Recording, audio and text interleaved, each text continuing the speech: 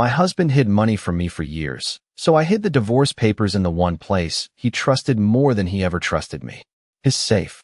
I found the first piece of the lie on a Tuesday morning, tucked inside the pocket of Arthur's navy overcoat, while I was sorting laundry in our house outside Savannah. It was not lipstick on a collar, not a strange perfume, not some dramatic scene from a television movie. It was a folded insurance bill, creased twice, with his name printed neatly at the top and an address I had not seen in 10 years: Lake Oconee. The lake house. The same lake house Arthur had sworn he sold after the market dropped. The same little white cottage where we used to take Daniel when he was small, where I spent entire summers packing sandwiches, washing towels, and pretending our marriage felt as peaceful as the water looked from the dock. I stood there beside the dryer, listening to the steady thump of towels turning behind the metal door, and for a moment I could not move. My hands were still warm from the laundry, but the paper felt cold enough to make my fingers stiff. I read the address once, then twice. Then I checked the date. Current. Paid in full. Covered for another year. Arthur had not sold that house. He had only sold me the story. For 45 years, I had believed my husband was difficult, proud, sometimes hard with money, but honest in the ways that mattered. He liked to say he handled the finances because numbers made me nervous. That was never true. Numbers did not make me nervous. Being shut out of conversations made me nervous. Watching bank envelopes disappear from the mailbox made me nervous. Hearing my daughter-in-law Vanessa lower her voice whenever I walked into Arthur's study made me nervous. But like many women my age, I had trained myself to choose peace over questions. Peace at breakfast. Peace at church. Peace when guests came over and Arthur placed his hand on my shoulder like I was something precious, not something he had quietly pushed out of every decision. That morning, I did not confront him. I did not call Daniel. I did not march into the country club where Arthur was having lunch and wave the paper in his face. I folded the bill along the exact creases where I had found it, placed it inside the small velvet jewelry box on my dresser, and closed the lid. Then I made coffee. Arthur came home around 4, smelling like cedar aftershave and winter air, carrying a newspaper under one arm, as if he were still the respectable man everyone thought he was. He kissed the side of my head without looking at me and asked what we were having for dinner. "Chicken pot pie," I said. My voice did not shake. He nodded, pleased, and walked toward his study. At exactly 9 that night, as always, I heard the soft click of his office door closing, then the heavier sound of the safe opening. For years, that sound had made me feel like a stranger in my own house. That night, for the first time, it sounded like an invitation. The next morning, I woke before dawn and lay still beside Arthur, listening to his breathing and the faint hum of the heating vent under the window. The room was painted the same soft cream I had chosen 22 years earlier, back when I still believed a home was something two people built together. I could see the outline of his dresser, the framed photograph from Daniel's college graduation, the silver clock Arthur bought himself after selling his first construction contract. Every object in that bedroom had a history, but now each one looked like evidence. I slipped out of bed carefully, put on my robe, and went downstairs before he opened his eyes. The kitchen was dark except for the small light over the stove. I made coffee, measured the grounds, filled the pot, and watched the first black drops fall into the glass carafe. Ordinary things can hold a woman together when her whole life has started to tilt. Coffee. Toast. The sound of a spoon against a mug. I had spent 45 years making mornings smooth for Arthur. I ironed his shirts when his hands shook before important meetings. I packed lunches for Daniel while balancing grocery money in my head. I took part-time work at the public library when Arthur's business nearly folded, then gave it up when his mother became too frail to live alone. 7 years I cared for that woman.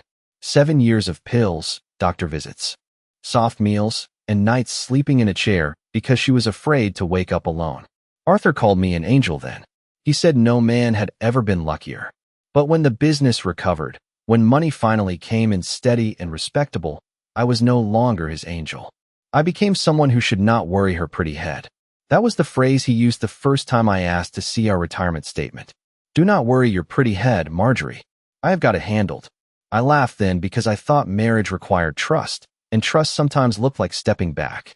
But stepping back became standing outside. Standing outside became being locked out. First, he took over the taxes because the forms were too complicated. Then he changed banks because the old one had poor customer service. Then our accountant retired, or so Arthur said, and suddenly Vanessa knew more about our finances than I did.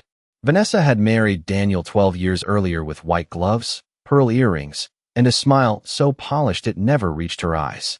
She called me sweet, but always in a way that made me feel smaller. She would touch my arm at family dinners and say, "Marjorie, paperwork is exhausting at your age. Let Arthur handle the stressful things." Daniel would look embarrassed, but he never corrected her. Arthur would smile. I would clear the plates. That morning, as the coffee finished brewing, I opened the drawer where I kept old household notebooks. Inside were grocery lists, Christmas menus, repair receipts, and the careful handwriting of a woman who had documented everyone else's needs except her own. I pulled out a fresh yellow legal pad and wrote one line at the top. Things Arthur said were gone. Underneath it, I wrote, Lake Oconee House. Then I sat at the kitchen table in my robe while the sky turned pale blue over the backyard, and I began remembering. By 8 o'clock, Arthur was downstairs, freshly shaved and dressed in a pale blue shirt Vanessa had bought him for Father's Day. He moved through the kitchen with the comfortable confidence of a man who believed every room belonged to him, including the one where his wife stood pouring his coffee. I watched him add 1 teaspoon of sugar, the same way he had for decades, and wondered how many lies could live inside a routine before the routine itself became one. He glanced at the yellow legal pad on the table, but I had already turned it face down beneath a folded dish towel. "You are up early," he said. "Could not sleep," I answered. That was true enough. He kissed my cheek, took his mug, and opened the morning paper. I studied his hands. Broad hands, older now, with sunspots and a slight bend in 2 fingers from years of measuring lumber and signing contracts. Those hands had once built a cradle for Daniel in our garage. They had also signed papers I had never seen. After breakfast, he left for a meeting at the hardware supply office, though his company had supposedly been mostly retired for years. I stood at the front window until his dark Lincoln turned onto the road. Then I went upstairs, dressed carefully, and drove into Savannah. I told myself I was only running errands. A woman my age learns to give fear a plain name so it does not grow teeth. Bank, pharmacy, county records office. I parked 2 blocks from the courthouse because the closer lot was full, and the walk felt longer than it should have. The air smelled like wet brick and magnolia leaves. Tourists were taking pictures near the square, laughing under the live oaks, while I walked with an insurance bill folded inside my purse like a secret that had gained weight overnight. At the records office, a young clerk with kind eyes helped me search public property filings. I gave her the Lake Oconee address. She typed, waited, clicked twice, then turned the screen slightly away as if privacy could soften truth. "The property is not listed as sold," she said. My throat tightened. "Whose name is on it?" She hesitated. "It appears to be owned by Whitman Holdings, Limited Liability Company." I wrote that down. The words looked too clean for what they meant. "Is there a contact?" She printed the page and slid it across the counter. Arthur's name was there. Beneath it was another name. Vanessa Whitman, authorized correspondent. I thanked the clerk with the politeness of a woman accepting a casserole at church. Outside, I sat in my car for nearly 10 minutes with both hands on the steering wheel. I did not cry. Crying would have been too simple. Instead, memories began arranging themselves without asking my permission. Vanessa leaning over Arthur's shoulder at Thanksgiving while he checked his phone. Vanessa saying, "Some assets are easier if they stay out of family confusion." Arthur laughing too quickly. Daniel looking down at his plate. Christmas envelopes that arrived already opened. A tax folder that disappeared from the hall cabinet. The Sunday afternoons Arthur spent in his study after church, always with the door closed, always with Vanessa calling within the hour. She had not taken my place in the family all at once. She had done it the way ivy takes a wall, quietly, prettily, 1 inch at a time. By the time you notice the bricks, the roots are already inside. I drove home slowly, past neat lawns and white porches, past women carrying grocery bags and men walking dogs, all of us wearing the peaceful masks of ordinary life. When I reached the house, Arthur was not back yet. I placed the printed record beside the insurance bill in my jewelry box. Then I opened the yellow legal pad again and added a second line under the first. Whitman Holdings, Limited Liability Company. Contact, Vanessa. My handwriting stayed steady. That frightened me more than shaking would have. That evening, Arthur came home later than usual, carrying a bakery box from a place on Bull Street that sold pecan tarts for $6 each. Years ago, that would have softened me. A small surprise, a familiar dessert, a husband pretending thoughtfulness could cover distance. Now I watched him place the box on the counter and wondered which version of guilt had purchased it. Vanessa called, he said while loosening his watch. She and Daniel may stop by Sunday after church. He said it casually, but his eyes moved toward me for half a second too long. That will be nice, I replied. I set 2 plates on the table, then took the chicken from the oven. My movements were ordinary. That was important. A woman who has spent decades serving dinner can hide almost anything behind the sound of silverware. Arthur talked through the meal about the weather, rising property taxes, and a neighbor whose son had moved to Atlanta. I nodded in the right places. I passed the salt. I asked whether he wanted more green beans. All the while, I was thinking about Whitman Holdings, Limited Liability Company. I was thinking about Vanessa's name typed beneath my husband's on a public record. I was thinking about how many times Arthur had looked me in the eye and said we were not as comfortable as people assumed. After dinner, he went into his study. At 9 o'clock, the door clicked shut. I stood in the hallway with a basket of folded towels against my hip and listened. First came the soft scrape of his chair, then the keypad tones, faint but clear through the old wood door. For numbers. A pause. One more number. Then the safe opened with that low metal sigh I had heard for years. I used to hate that sound because it reminded me of being excluded. That night, I counted the rhythm. Not the numbers, not yet, but the habit. Arthur had habits carved deeper than oak. He wore brown shoes on Wednesdays. He put his keys in the blue bowl by the door. He checked the safe every Sunday after church and most weeknights when Vanessa called. If he was hiding a life from me, he had built it out of repetition. The next few days, I became very good at noticing. I noticed that Arthur never left his phone face up anymore. I noticed that Vanessa called him Arthur in a tone too familiar for a daughter-in-law discussing family errands. I noticed that Daniel had become quieter, more careful, like a man standing in a room where everyone knew the ceiling was cracked except him. On Saturday, Vanessa came by with a lemon cake and a smile bright enough to look rehearsed. She kissed Arthur's cheek, then handed me the cake as though I were kitchen staff accepting a delivery. I thought you might enjoy something sweet, Marjorie, she said. You have seemed tired lately. Have I? I asked. She tilted her head, a little overwhelmed. It happens. At your age, even small things can feel complicated. Arthur looked down at his coffee. Daniel was not with her. I smiled, because by then I understood that Vanessa did not simply want access to Arthur's secrets. She wanted me to doubt my own mind. That was the cleverest kind of theft, the kind that starts before money ever moves. When she followed Arthur into the study, I stayed in the kitchen and rinsed plates slowly. Their voices dropped, but one sentence slipped under the door and traveled straight through the hallway. Vanessa said, if she asks again, tell her it was sold years ago. She has no way to check. I turned off the faucet. The house became very still.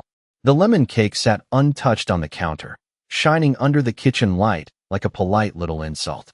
I dried my hands, walked upstairs, and opened my jewelry box. The insurance bill was there. The county record was there. My yellow legal pad was there. I added a third line. Vanessa knows I was lied to. Then I closed the box and looked at myself in the dresser mirror. 68 years old. Gray hair pinned back. Fine lines around my mouth. Blue eyes clearer than they had been in years. They thought age had made me easier to fool. What it had actually given me was patience. On Monday morning, I called Helen Carter from the phone in the upstairs guest room, the one Arthur never used because he said landlines belonged in museums. I had known Helen years ago through the library board, back when I still had a life that included meetings, opinions, and my own name on volunteer committees. She was not the kind of woman who filled silence with comfort. She listened. That was worse in the best way. I told her about the insurance bill, the county record, Vanessa's name, and the sentence I had overheard from the study. I did not tell it dramatically. I listed the facts the way I once read overdue notices to library patrons. Calmly, clearly, with dates whenever I could remember them. When I finished, Helen was quiet for 3 breaths. Then she said, Marjorie, this is not confusion. This is concealment. I sat down on the edge of the guest bed. The quilt beneath me was blue and white, stitched by my mother before her hands became too stiff for needles. Concealment. The word did not shout. It simply turned on a light. For years, Arthur had made my questions sound emotional, my concerns sound old-fashioned, my memories sound unreliable. But Helen had given the thing its proper name, and a proper name can make a monster smaller. She told me to bring copies, not originals. She told me to write down every account I remembered, every property, every business name, every time Arthur claimed something had been sold, lost, or too complicated for me to understand. Do not accuse him yet, she said. Do not warn Vanessa. And do not take anything that is not yours to take. We protect you by being careful. That sentence stayed with me while I drove to her office near downtown Savannah the next afternoon. I wore a gray dress, low heels, and the pearl earrings Arthur gave me for our 30th anniversary, back when I still thought gifts meant gratitude. Helen's office smelled like paper, lemon furniture polish, and strong coffee. She was 65, with silver hair cut neatly at her jaw and eyes that missed very little. She did not pity me. I appreciated that more than kindness. I laid everything on her desk. The insurance bill, the property record, photographs of the tax folder with missing pages, my yellow legal pad, and a list of dates written in my best handwriting. Helen read slowly. She put on her glasses, took them off. Read again. The lake house is only the beginning, she said at last. If this limited liability company was used to move marital assets without your knowledge, we need a full review. Marital assets. Another clean phrase for something dirty. I asked her whether I had been foolish. Helen looked at me over the top of the papers. No, you were married. That almost broke me. Not because it was cruel, but because it was merciful. For the first time since I found that bill, I felt the edge of tears, but I pressed my thumb against my wedding ring and held them back. Helen opened a folder and slid several pages toward me. I can prepare the petition. You do not have to file today, but you should be ready. The word divorce looked strange on paper, too formal for the quiet ruin it described. I signed where she told me to sign.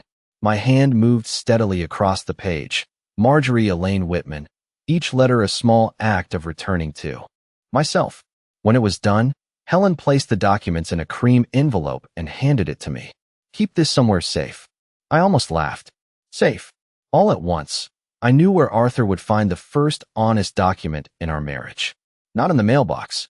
Not from a process server. Not across a screaming kitchen table. He would find it inside the locked metal box where he had hidden the life he thought I was too trusting, too tired, and too old to uncover. I tucked the envelope into my purse and walked back to my car beneath the warm Georgia sun. For the first time in years, I was not afraid of the safe. I was thinking about how to open it. That night, Arthur and Vanessa attended a charity dinner at the country club, the kind of event where people paid $75 a plate to be seen caring about causes they forgot by morning. Arthur wore his charcoal suit and the gold cuff links Daniel had given him years before. Vanessa arrived to pick him up in a cream-colored dress, her hair smooth, her smile practiced, and her eyes moving over me as if checking whether I looked confused enough to dismiss. Do not wait up, Marjorie, she said lightly. These things can run late. I smiled from the doorway with my cardigan buttoned to the top. I am sure I will manage. Arthur gave me a distracted kiss on the cheek, the kind a man gives a household object he has owned for too long, and they left together under the porch light. I watched the car pull away. I waited until the red taillights disappeared beyond the oak trees. Then I locked the front door, turned off the kitchen light, and went upstairs for the cream envelope. It was still in my purse, smooth and heavy, resting beside my compact mirror and a roll of peppermint candies. I took it out and held it for a moment. My name was inside that envelope. Not Mrs. Arthur Whitman. Not Daniel's mother. Not the woman who handled casseroles and Christmas stockings and quiet apologies. Marjorie Elaine Whitman. I carried it down the hall to Arthur's study. The room smelled like leather, old paper, and the pipe tobacco he no longer smoked but still kept in a brass tin for the image of it. His desk was polished dark mahogany. His diplomas and business awards hung on the wall. Family photographs stood on the shelves, all carefully chosen. Arthur shaking hands with the mayor, Arthur beside Daniel at graduation, Arthur and me at our 40th anniversary party, his arm around my waist like proof of ownership. The safe sat behind a framed watercolor of the lake house. I had dusted that picture for 10 years while believing the house itself was gone. That made me pause longer than the safe did. The truth had been hanging in front of me the whole time, painted in soft blues and greens, framed in cherry wood, polite as a church bulletin. I lifted the frame from the wall and set it on the carpet. The keypad glowed faintly when I touched it. I tried our wedding date first. Wrong. I almost smiled. Of course not. I tried Daniel's birthday. Wrong again. My hand stayed calm. Then I entered the month and day Arthur's mother had passed, followed by the last digit I remembered hearing through the study door. The lock clicked. The door opened with a low metal breath. For a second, I simply stood there looking inside. Cash and bank bands, property folders, savings bonds, a small black ledger, a packet labeled Lake Oconee Maintenance, and near the back, a thick envelope with Vanessa's handwriting on it. Future transfer plan. I did not open it. Helen's voice was clear in my mind. We protect you by being careful. So I did not take the cash. I did not tear the papers. I did not disturb the order of his hidden world any more than necessary. I slid my cream envelope between the Lake Oconee folder and the black ledger, exactly where his hand would go the next morning. Then I took a small note card from my sweater pocket and placed it on top. Arthur, I finally found what you protected from me. Now find what I protected from you. I closed the safe, returned the painting to its hook, and stood back until everything looked untouched. Downstairs, the house was silent. For the first time, that silence did not feel like loneliness. It felt like a door opening. Arthur came home just after 11 that night, smelling faintly of steak sauce, expensive soap, and the cold air that settled over. Savannah after dark. I was in bed with a novel open on my lap, though I had not read a single word. He moved around the room carefully, as if politeness could prove innocence. You are still awake, he said. I was not tired. He looked at me for a moment, perhaps searching for something different in my face, but I gave him only the expression he had taught me to wear for years. Pleasant, quiet, undemanding. He went asleep within minutes. I listened to the house settle around us. The old pipes clicked. A branch brushed the upstairs window. Somewhere downstairs, hidden behind a watercolor painting, the cream envelope waited inside the safe like a match in a drawer. Morning came with pale light and the smell of rain. I made breakfast because routine was the last curtain still hanging between us. Toast, scrambled eggs, coffee with 1 teaspoon of sugar. Arthur came downstairs in his robe, kissed my cheek, and complained about the charity dinner running too long. I poured his coffee. My hand did not tremble. Vanessa says the fundraiser went beautifully, he said, unfolding the newspaper. She is good at those things. Yes, I said. She is good at appearing where things matter. His eyes lifted briefly, but he said nothing. After breakfast, he carried his coffee into the study. I stayed in the kitchen, rinsing plates slowly under warm water. The study door closed. The chair scraped. The keypad beeped. For numbers. A pause. One more. The safe opened. Then came silence. Not ordinary silence. Not the kind made of reading or thought. This was the kind of silence that empties the air from a room. I turned off the faucet. A paper shifted. Something knocked softly against wood. Then the study door opened so fast it struck the wall. Arthur appeared in the kitchen doorway with the cream envelope in one hand and the note card in the other. His face looked older than it had the night before. What is this? He asked. I dried my hands on a dish towel. The first honest document in that safe. His mouth tightened. Marjorie, you had no right to go through my private papers. I placed the towel beside the sink. You had no right to hide marital property from me. He blinked. At the phrase, marital property, I could see him measuring how much I knew. That had always been Arthur's gift, not honesty, but calculation. You are confused, he said, lowering his voice into the tone he used when he wanted me to feel childish. The lake house is complicated. Vanessa was helping me organize some business matters so Daniel would not be burdened later. Vanessa knew you lied to me. His jaw shifted. Do not drag her into this. You already did. The room went still again. He tried anger next. Then disappointment. Then a tired little speech about loyalty, family, and how women from my generation understood commitment better than this. I listened to all of it while the eggs cooled on his plate. When he finally stopped, I opened the drawer beside the stove and removed the copies Helen had told me to keep ready. I laid the insurance bill on the table, then the county record, then the printed page with Vanessa's name. Arthur stared at them as if paper had betrayed him personally. Where did you get these? He asked. From places you forgot I could still walk into. For the first time in 45 years, my husband sat down because he had nothing solid left to stand on. Arthur did not call Vanessa right away. That was how I knew he was frightened. A man who feels innocent reaches for the truth. A man who feels cornered reaches for timing. He sat at the kitchen table with the papers spread in front of him, his coffee untouched, his thumb moving over the edge of the cream envelope as if he could smooth the meaning out of it. Daniel does not need to know about this, he said finally. I looked at the rain beginning to streak the window over the sink. Daniel needed to know before his wife became the contact on a company tied to our property. Arthur's face tightened. You are making this sound uglier than it is. No, I said. I am making it sound clearer than you wanted. He pushed back from the table and took his phone from his robe pocket. His first call was to Daniel. His second was to Vanessa. His voice stayed controlled, but I heard the strain beneath it, the little crack that appears when a person used to command realizes the room no longer obeys him. By noon, Daniel's truck pulled into the driveway, and Vanessa's white SUV parked behind it, as if she owned the space. Daniel came in first, wearing a work jacket and confusion. He looked from his father to me, then to the papers on the table. Mom, what is going on? Vanessa entered behind him, carrying her designer purse against her side like a shield. She had dressed quickly but carefully, beige coat, gold earrings, hair pulled back in a smooth twist. Even in a crisis, Vanessa arrived polished. Marjorie, she said softly, Arthur told us you found some documents and became upset. Maybe we should all sit down before this feels bigger than it is. I looked at her for a long moment. That was another one of her gifts, making a mountain sound like a napkin someone had dropped. It is already big, I said. It has just been hidden. Daniel frowned. Hidden how? Arthur began to speak, but I lifted one hand. Not sharply, just enough. The gesture surprised all three of them.